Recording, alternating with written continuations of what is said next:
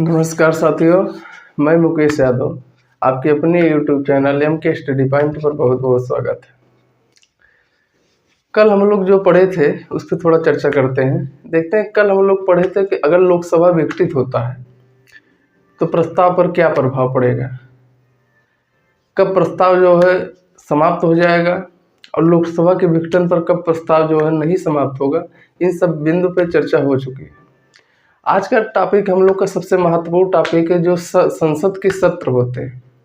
कौन कौन से सत्र होते हैं और कब कब बुलाए जाते हैं, सत्रावसान क्या होता है, अवकाश किसे कहते हैं, प्रश्नकाल क्या होता है, शून्यकाल क्या होता है, इन सब पे चर्चा होगी। तो देखते हैं, संसद के सत्र से शुरू करते हैं। और संसद के सत्र में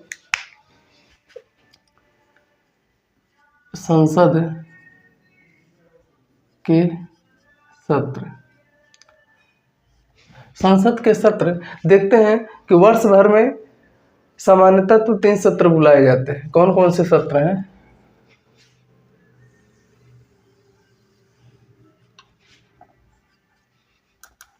पहला जो है बजट सत्र है, दूसरे को मानसून सत्र कह सकते हैं, मानसून सत्र, दूसरे को ग्रीष्मकालीन सत्र कहा जाता है, तीसरे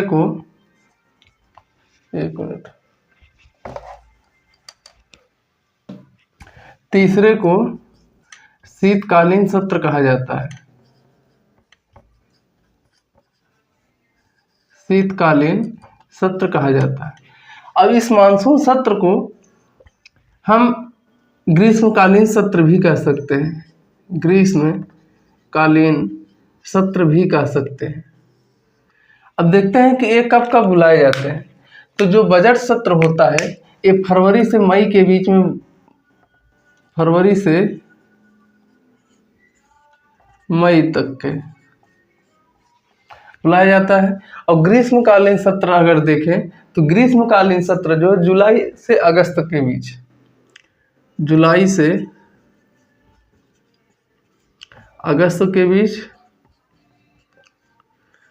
अगर शीतकालीन सत्र को देखें तो शीतकालीन सत्र जो आपका यह जो है नवंबर से लेके दिसंबर के बीच, इसमें समय भी पूछता है एग्जाम में। अब देखते हैं कि महत्वपूर्ण बिंदु क्या है इस सब पे। तो वैसे तो देखते हैं कि सामान्यतः वर्ष भर में 3 सत्र बुलाए जा रहे हैं, लेकिन अगर बात किया जाए कि महत्वपूर्ण कितने हैं तो वर्ष भर में 2 सत्र बुलाए जाना आवश्यक होता है। और किन्हीं 2 सत्रों के बीच अधिकतम 6 माह का अंतराल होना चाहिए, इससे ज़्यादा अंतराल नहीं होना चाहिए। तो ये देख लेते हैं क्या है। सामान्यतः वर्ष भर में 3 सत्र बुलाए जाते हैं,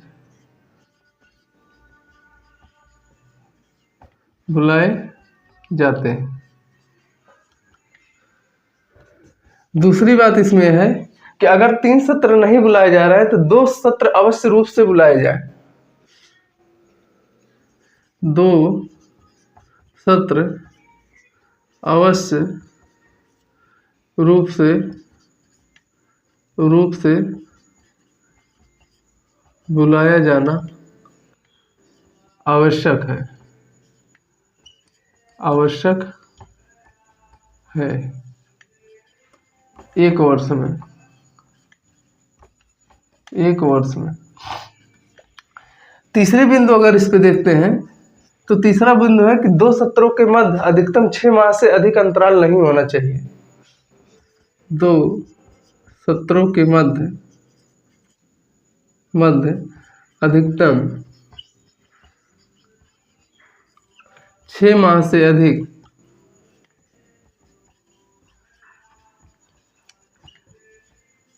का अंतराल नहीं होना चाहिए। होना चाहिए। ये तो इसके लिए है, इन तीनों के लिए है। अब बात यह आती है कि सत्र कहते किसे। तो किसी भी सत्र के पहली बैठक से सत्रावसान के बीच के समय को सत्र कहते हैं। और अवकाश किसे कहते हैं, तो किसी सत्र के सत्रावसान से लेके अगले सत्र की अगली बैठक के बीच के समय को ही अवकाश कहते हैं। जैसे इस सत्र के, ये सत्र है और इस सत्र के बीच के जो समय है, इसके बीच के समय को अवकाश कहते हैं। इन दोनों सत्रों के बीच की जो गैप है, इन दोनों समय के बीच को जो अवकाश कहते हैं। तो नोट में देख सकते हैं कि सत्र किसे कहते हैं।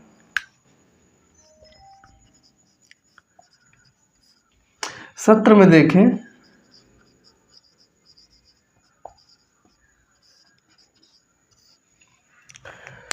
तो किसी सत्र के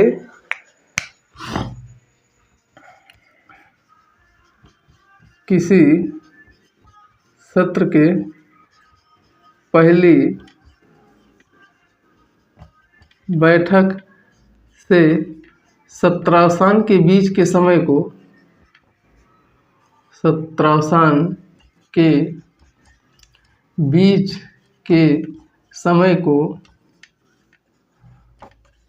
कहते हैं। यह तो सत्र के लिए हो गया। अब अवकाश की अगर बात करें तो किसी सत्र के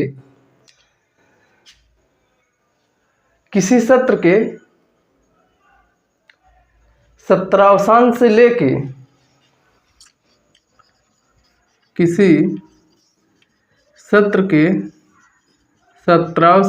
लेके सत्रावसान से लेकर अगले सत्र की पहली बैठक, अगले सत्र की पहली बैठक के बीच के समय को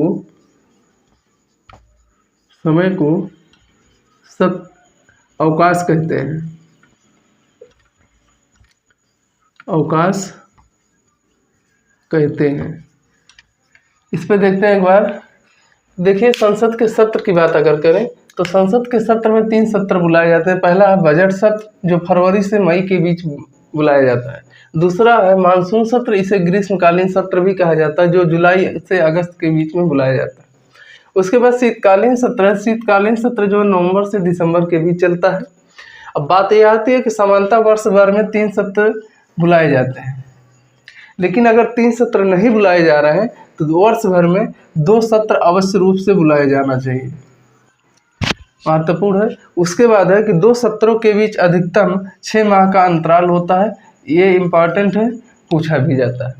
उसके बाद है सत्र की अगर बात करें कि सत्र कहते किसे हैं, तो किसी सत्र की पहली बैठक से सत्रावसान के बीच के समय जो होता है उसे सत्र कहा जाता है।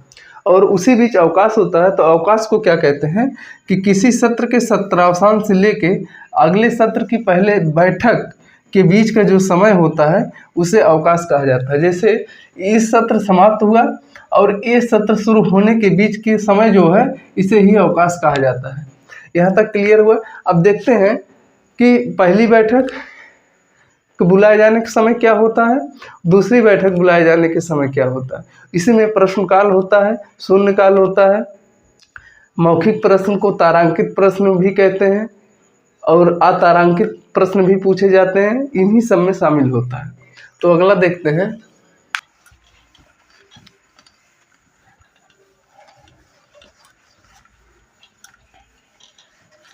अब इसमें देखते हैं कि पहली बैठक कब बुलाई जाती है और दूसरी बैठक कब बुलाई जाती है।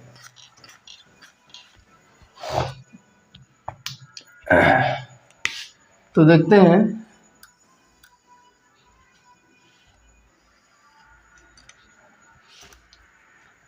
प्रथम सत्र,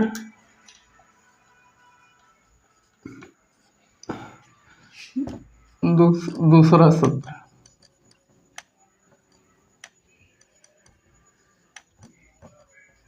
दूसरा सत्र। तो प्रथम सत्र का अगर समय देखें हम, तो प्रथम सत्र का जो समय होता है वो 11 AM से 1 PM तक का समय होता है। और दूसरा सत्र का समय देखें 2 बजे से लेकर 2 बजे से लेकर 2 बजे से लेकर जब तक पीठासीन अधिकारी स्थगित न कर दें, जब तक पीठासीन अधिकारी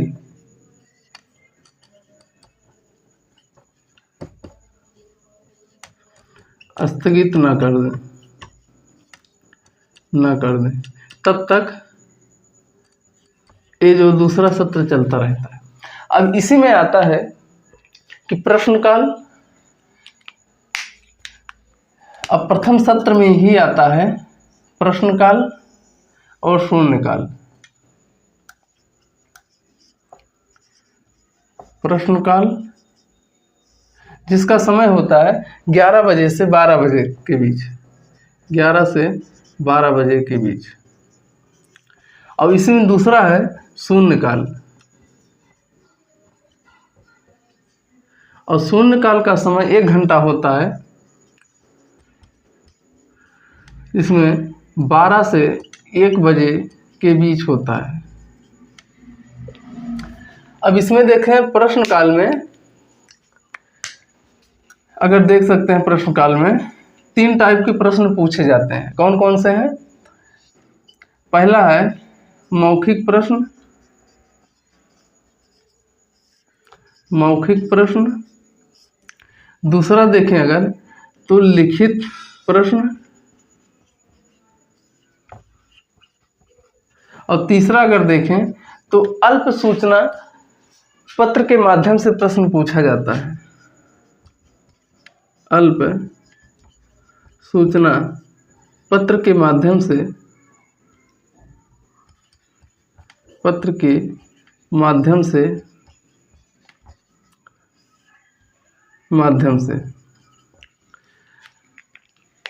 अब इसमें देखते हैं कि मौखिक प्रश्न को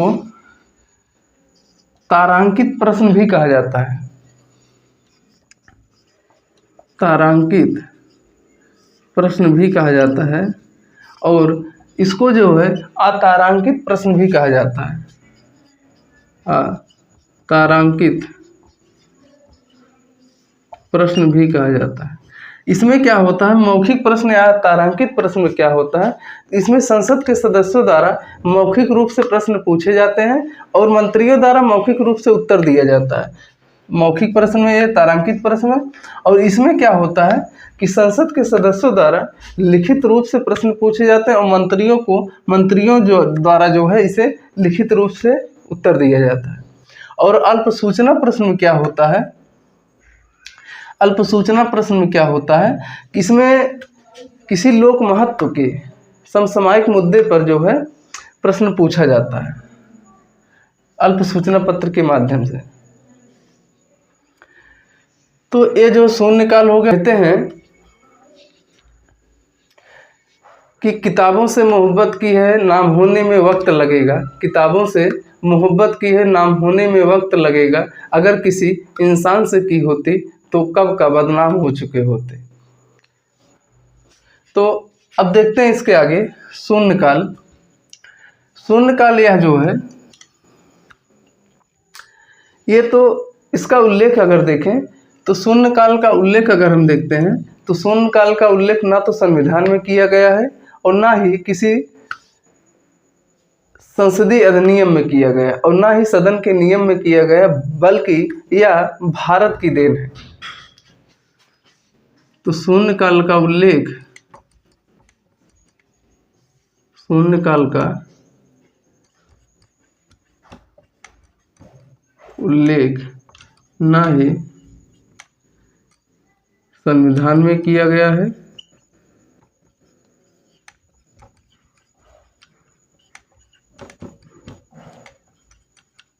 और ना ही सदन के नियम में किया गया है कि नियम में किया गया है।